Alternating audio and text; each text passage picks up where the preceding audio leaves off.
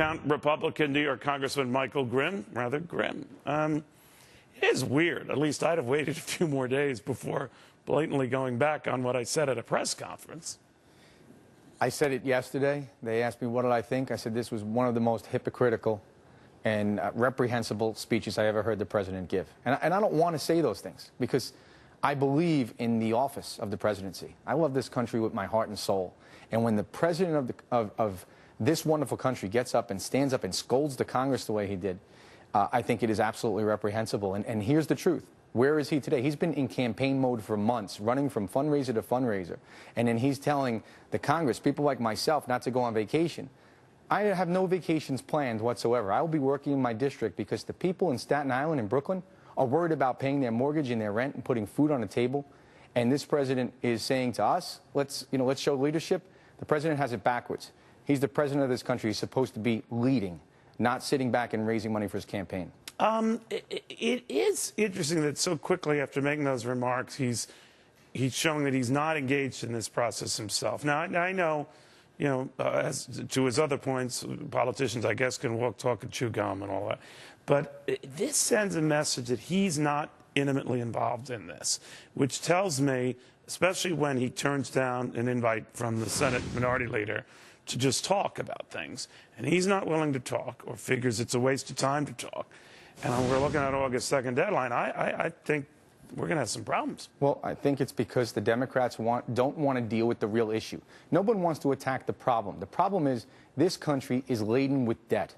And if we don't deal with it, regardless of whether we raise the spending limit now or the debt limit now, what do we do in a few years from now when we're no longer creditworthy, when no one will give us any more credit? That's the real issue, because that you can't fix with a vote. And they don't want to deal with that. They want to come out and demagogue, and they simply want to scare seniors by saying that we're taking away their Social Security, we're taking away their Medicare. Right. That's not true. This country is circling the drain and is going bankrupt. All right, so I want to get into some nuts and bolts here, Congress, if you don't mind.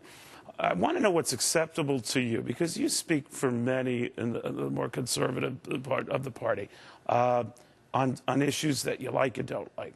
One of the ideas that's been kicked around is to settle this whole debt impasse is to be open not to tax hikes and income, but getting rid of special allowances and breaks for the oil industry, the ethanol industry, include them both.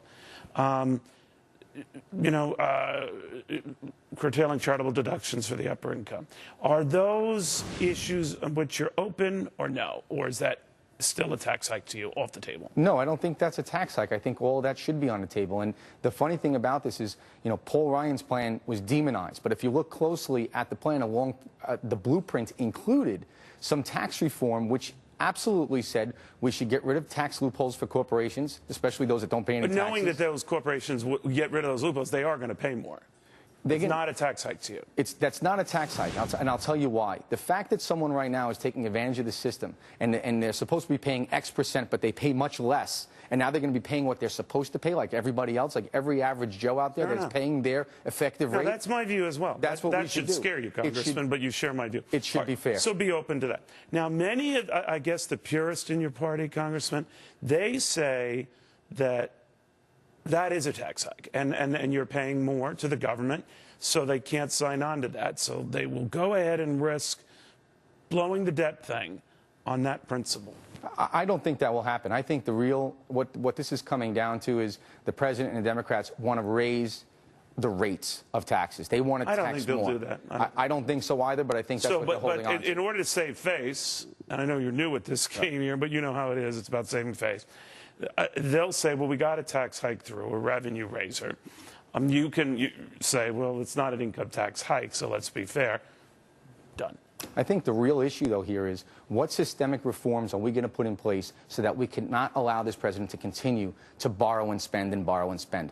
That, when you get to the heart of it, all of the policies that have come out of this White House have been bankrupting our country and have stifled growth. They have failed miserably to create jobs. So why would we continue to use their plans? Their plans haven't worked. And when it comes to dealing with the debt crisis, whether it be Medicare or Social Security or anything else, they have no plan at all. All they want to do is attack. So when they get serious and have a real plan, then I'm more than willing to have a conversation. But for now, their track record has been abhorrent, and I'm not going to continue to go down a road that we know is failing. We have to create jobs now. We have to grow our economy. And the House of Representatives, because of the Republicans, have passed a lot of legislations to do that, to reduce regulations and to get the economy moving.